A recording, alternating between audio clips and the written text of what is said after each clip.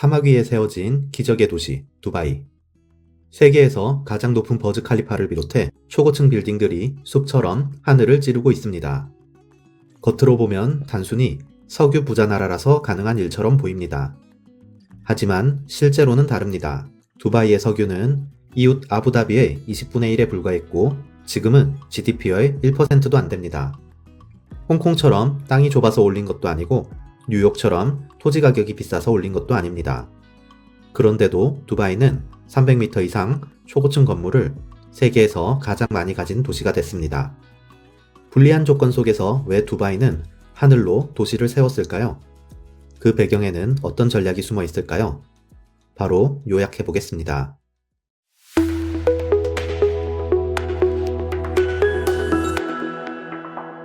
원래 두바이는 작은 어촌과 교역 거점에 불과했습니다. 20세기 중반까지만 해도 진주잡이와 소규모 무역이 전부였고 인구도 수만 명에 불과했죠. 1966년 두바이에서 석유가 발견됩니다. 하지만 그 양은 이웃 아부다비의 20분의 1 수준에 불과했습니다. 만약 석유에만 의존했다면 두바이는 잠깐 부자가 됐다가 곧 성장 동력을 잃었을 것입니다. 당시 통치자였던 셰이크 라시드는 분명히 알고 있었습니다.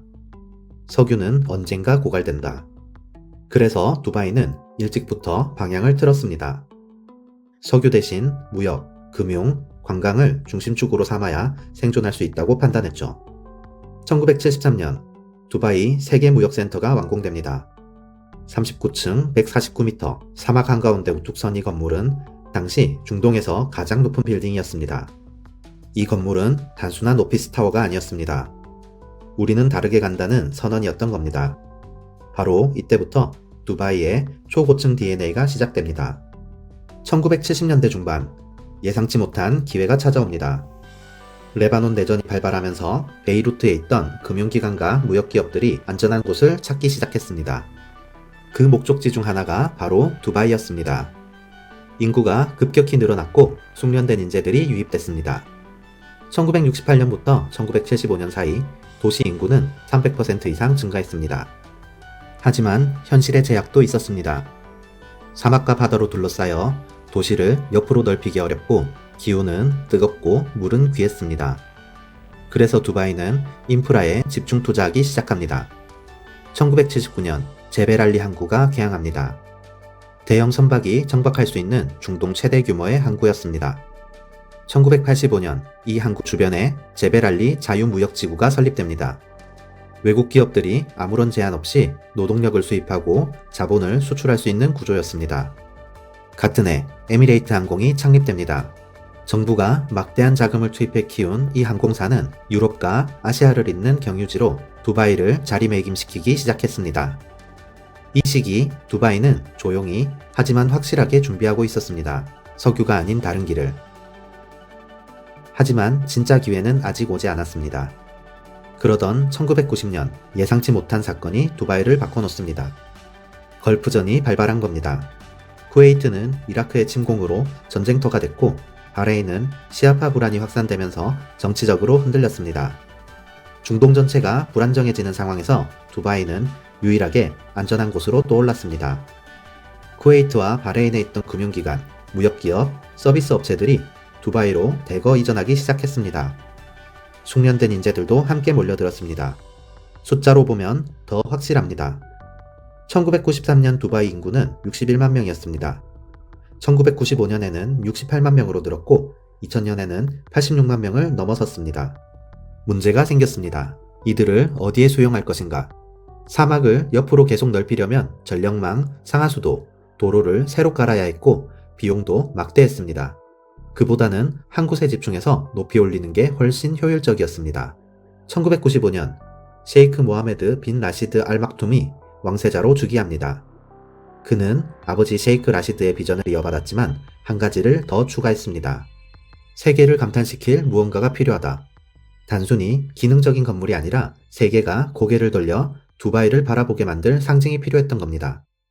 바로 이 시점부터 두바이의 초고층 전략이 본격화됩니다. 1999년 그 첫 번째 실험이 등장합니다. 버즈 알 아랍. 321m 바다 위에 떠있는 돈 모양의 호텔. 세계 최초의 7성급 호텔이라는 타이틀을 내세우며 전 세계 언론의 주목을 받았습니다. 이 건물 하나로 두바이는 단숨에 세계적인 도시로 이름을 알렸습니다. 관광객들이 몰려들기 시작했고 투자자들도 관심을 갖기 시작했습니다. 실험은 성공이었습니다. 이제 두바이는 더 크게, 더 높게 갈 준비가 됐습니다. 그리고 이 배경에는 에미레이트 항공의 역할이 컸습니다. 1985년 창립 당시 에미레이트는 항공기 2대로 시작했습니다. 주변 강자들 카타르와 에티하드와 경쟁하려면 차별화가 필요했습니다. 정부는 전략을 세웠습니다. 유럽과 아시아 사이, 정확히 중간 지점인 두바이를 24시간 허브로 만든 겁니다. 밤낮 없이 이착륙할 수 있도록 공항 인프라에 막대한 투자를 쏟아부었고 에미레이트는 장거리 노선을 집중 공략했습니다. 1990년대 중반부터 보잉 777, 747 같은 장거리 기종을 집중 도입하며 런던, 방콕, 시드니를 잇는 글로벌 네트워크를 구축했습니다. 2000년대 들어서는 에어버스 A380을 세계 최대 규모로 주문하며 하늘의 두바이를 완성해 갔습니다. 그 결과 사람들은 두바이를 경유지로 알게 됐고 경유 중 도시를 들르면서 자연스럽게 관광과 비즈니스로 이어졌습니다. 2000년 300만 명이던 관광객은 2007년 800만 명을 넘어섰습니다. 2000년대 들어서면서 두바이는 본격적으로 움직이기 시작합니다. 2001년 팜 주메이라 착공, 야자수 모양의 거대한 인공섬 프로젝트가 시작됩니다. 불가능을 가능하게 만든다는 두바이의 이미지를 전 세계에 각인시켰습니다. 2003년 마리나와 주메이라 비치 레지던스 개발이 시작됩니다. 수변을 따라 수십 개의 초고층 주거용 빌딩이 동시에 올라가기 시작했습니다. 2004년 1월 부르즈 칼리파 착공, 세계 최고의 빌딩을 목표로 한 이 프로젝트는 두바이의 야심을 그대로 보여줬습니다. 하지만 문제가 있었습니다. 외국인은 부동산을 소유할 수 없었습니다. 2001년부터 팜 주메이라, 마리나 같은 초고층 프로젝트가 쏟아졌지만 투자자들은 건물을 살 수 없었고 장기 체류 비자도 받을 수 없었습니다. 건물은 올라가는데 살 사람이 없는 모순이었죠. 투자자들의 불만이 커졌습니다. 왜 우리는 돈만 내고 소유는 못하나? 아랍에미레이트 헌법상 토지는 자국민만 소유할 수 있고 보수적인 아부다비를 비롯해 다른 토우국들은 이 원칙을 고수했습니다. 하지만 두바이는 달랐습니다. 석유 없이 살아남으려면 외국 자본이 절실했고 초고층 개발을 지속하려면 규제를 풀 수밖에 없었습니다. 2006년 두바이는 가감하게 움직입니다. 로우 넘버 7 제정, 외국인도 특정 지역에서 토지를 완전 소유할 수 있게 됐습니다. 전체가 아닌 지정구역만 개방하는 절충안이었습니다. 마리나, 다운타운, 함 주메이라 같은 핵심 지역은 열되 나머지는 여전히 통제하는 방식이었죠. 일정 금액 이상의 부동산을 구매하면 장기 비자를 받을 수 있게 했습니다. 75만 디르함, 약 2억 7천만 원 이상이면 2년 비자, 200만 디르함, 약 7억 이상이면 10년짜리 골든 비자. 이건 단순한 규제 완화가 아니라 글로벌 자본을 끌어들이는 강력한 신호탄이었습니다. 이 지점에서 다른 중동 국가들과 차이가 드러납니다. 사우디아라비아나 쿠웨이트 같은 나라들은 지금까지도 외국인이 토지를 소유하거나 장기 체류를 보장받는 일이 거의 불가능합니다. 종교적, 문화적 이유로 제도를 제한해왔기 때문이죠. 반대로 두바이는 약점을 정면으로 인정했습니다. 석유가 부족하니 자본과 인재를 끌어와야 살 수 있었고 그래서 토지와 비자를 당근으로 내세운 겁니다. 여기에 세제와 규제 완화가 맞물렸습니다. 개인소득세 0%, 부동산세도 없고 거래 시 4% 등록세만 내면 되는 구조였습니다. 자본은 곧바로 몰려들었고 부동산 시장은 도시 성장을 끌어올리는 엔진이 됐습니다. 정부의 도시계획도 중요한 역할을 했습니다. 2040 도시 마스터 플랜을 통해 다운타운, 마리나, 비즈니스베이 같은 핵심 거점을 지정하고 교통망을 연계해 개발을 집중시킨 겁니다. 두바이 마리나는 수변 조망을 극대화한 고급 주거지로 성장했고 비즈니스베이는 운하와 메트로, 축을 따라 오피스와 주거가 결합된 복합지구로 발전했습니다. 두바이는 또 하나의 전략을 썼습니다. 단순히 건물을 짓는 게 아니라 도시 자체를 브랜드화한 겁니다. 세계 최초의 7성급 호텔로 불리는 버즈 알 아랍, 세계 최고층 건물 부르즈 칼리파는 단순한 건축물이 아니라 두바이라는 이름을 전 세계에 각인시킨 마케팅 도구였습니다. 이제 두바이는 건축물 하나하나가 관광 자원이자 투자 신호로 작동하는 도시가 됐습니다. 이런 상징을 가능하게 한 건 최첨단 기술이었습니다. 사막에서 800m 건물을 세운다는 건 상식적으로 불가능해 보였습니다. 섭씨 50도를 넘나드는 열기, 강한 모래바람, 그리고 집안 문제까지. 가장 큰 난관은 바람이었습니다. 높이 올라갈수록 측풍이 강해지는데 일반 구조로는 건물이 흔들릴 수밖에 없었습니다. 해결책은 Y자형 구조였습니다. 세 개의 날개가 중심을 감싸며 올라가는 설계로 바람이 한쪽에서 불어도 다른 한쪽 날개가 힘을 분산시켰습니다. 또 하나는 콘크리트였습니다. 초고강도 콘크리트를 사용해 무게를 줄이면서도 강도를 유지했고 한여름밤에만 타설 작업을 진행해 열 변형을 최소화했습니다. 결국 2010년 1월 828m 부르즈 칼리파가 완공됩니다. 세계에서 가장 높은 건물이자 사막 위 기술의 승리였습니다. 그 결과 두바이는 단순한 관광지가 아니라 사람들이 실제로 살고 일하는 도시로 자리 잡았습니다. 2024년 인구는 400만을 돌파했고 그중 92%가 외국인일 정도로 세계적인 허브가 됐습니다. 두바이는 지금 세계에서 300m 이상 초고층 건물을 가장 많이 가진 도시가 됐습니다. 200m 넘는 건물만 해도 97개가 넘으니까 이제는 홍콩이나 뉴욕과 나란히 언급됩니다. 이 전략은 성과로 이어졌습니다.